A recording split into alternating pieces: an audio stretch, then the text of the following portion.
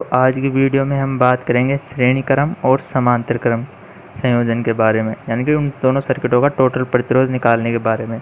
तो इसके लिए सबसे पहले आपको ओम्स लॉ जानना बहुत ज़रूरी है, जिसके लिए हमने पहले से एक वीडियो बना दी है, तो उसे देख लेना। तो उसमें बेसिकली एक फार्मूला आता है V बराबर IR, जिसमें ये वोल्टेज, ये करंट और ये उसका प्रतिरोध होता है। तो चलिए शुरू करते हैं। तो हम बात करेंगे श्रेणी क्रम की। अब श्रेणी क्रम संयोजन में हम सबसे पहले इसका डायग्राम बना लेते हैं।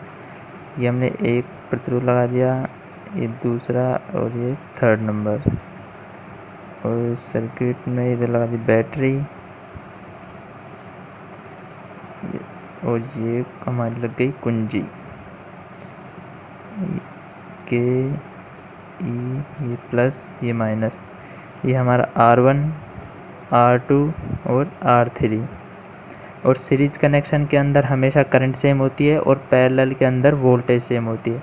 तो सीरीज के अंदर करंट सेम होगी तो इस प्रतिरोध के बीच भी करंट I1, इसके भी और इसके भी, और वोल्टेज इसमें अलग अलग होगी। तो इसका V1, इसका V2 और इसका V3।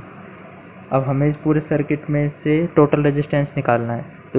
तो इसके लिए देखो हमें किसकी ज़रूरत है। R1 तीनों का सेम है, R तीनों का सेम है, तो हमें इसकी ज़रूरत नहीं है। I भी तीनों प्रतिरोधों के अंदर सेम है, धारा भी, तो इसकी ज़रूरत नहीं है। तो इसमें सबसे अलग क्या है, वोल्टेज सबके अंदर अलग है, तो हमें इसकी ज़रूरत पड़ेगी। तो हम इस चीज़ को निकालेंगे तो हमारा टोटल करंट, वो टोटल प्रतिरोध निकल आएगा। तो सबसे पहले हम निकालते हैं R1 प्रतिरोध के सिरों पर उत्पन्न वोल्टेज। तो V1 बराबर I सेम और R1। अब R2 सेकंड प्रतिरोध के सिरों के उत्पन्न विभवांतर, V2 बराबर I1 और R2। और R3 प्रतिरोध के सिरों पर उत्पन्न वोल्टेज, V3 बराबर I1 और R3। यह आ गया। अब इसका हम निकालेंगे टोटल वोल्टेज, पूरे सर्किट का टोटल वोल्टेज V बराबर V1 V2 प्लस V3। अब V1 V2 V3 की वैल्यू हम यहाँ से रख लेंगे। तो V1 क्या है, I1 R1 plus V2 I1 R2 और प्लस V3 I1 I3। अब ओम्स लॉ के बराबर क्या होता है, V बराबर IR।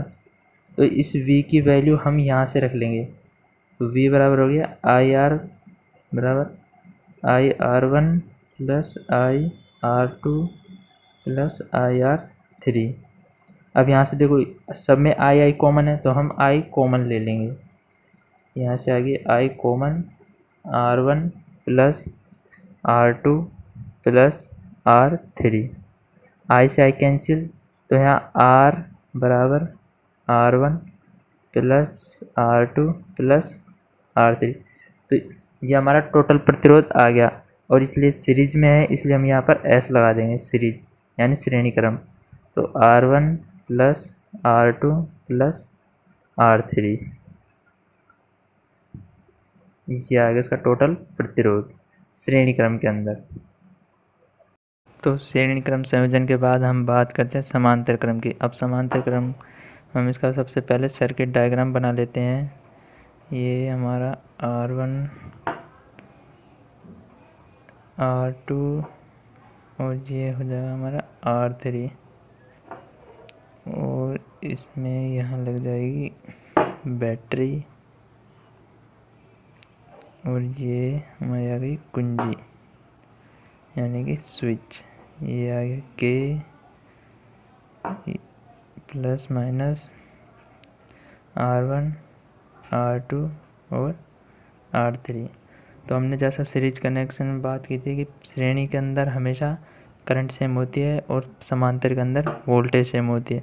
तो वोल्टेज तीनों करंट के अंदर सेम होगी, अलग क्या होगी, ओनली करंट। तो ये होगी I1 I2 और I3। तो इसमें हम सबसे पहले क्या निकालेंगे, वो प्रतिरोध तीनों का सेम है, तो इसकी भी हमें ज़रूरत नहीं है।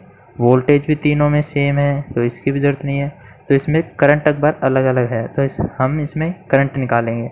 तो सबसे पहले हम निकालेंगे R1 प्रतिरोध में प्रवाहित होने वाली धारा, यानी कि I बराबर, तो हम निकालेंगे I1 बराबर V से, V तो है, और R1, ये कैसे है, ये ओम्स लॉ से, V बराबर IR या I बराबर V/R।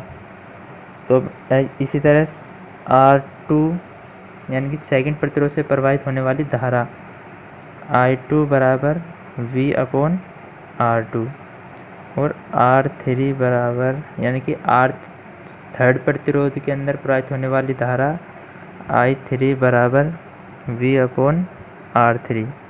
तो हम उस श्रेणी क्रम की तरह इसका भी टोटल करंट निकाल लेंगे, टोटल करंट। तो ये क्या है, I बराबर I1 plus I2 plus I3। तो I1 बराबर, अब इन तीनों की वैल्यू यहाँ से रख लेंगे, I1 I2 I3 की। तो I1 है V/R1 प्लस I2 है V/R2 और I3 है V/R3। तो ओम्स लॉ के अकॉर्डिंग I बराबर V/R होता है, हम VR यहाँ से रख लेंगे इसकी वैल्यू, V/R बराबर, अब यहाँ तीनों में से वोल्टेज कॉमन है, सेम है, तो इसको हम बाहर ले लेंगे या कॉमन ले लेंगे। तो ये बचेगा अंदर 1/R1, 1/R2 और 1/R3। V से V कैंसिल, 1/R बराबर 1/R1 plus 1/R2 plus 1/R3। और ये पैरेलल ऑपरेशन यानी समांतर क्रम में है, तो हम इसे लिख लेंगे 1/RP, 1/R1 1/R2 plus 1/R3। तो ये आ गए हमारे पैरेलल कनेक्शन का टोटल प्रतिरोध। तो कैसे लगे आपको वीडियो, अच्छी लगी तो लाइक कमेंट एंड शेयर ज़रूर करना। Thank you.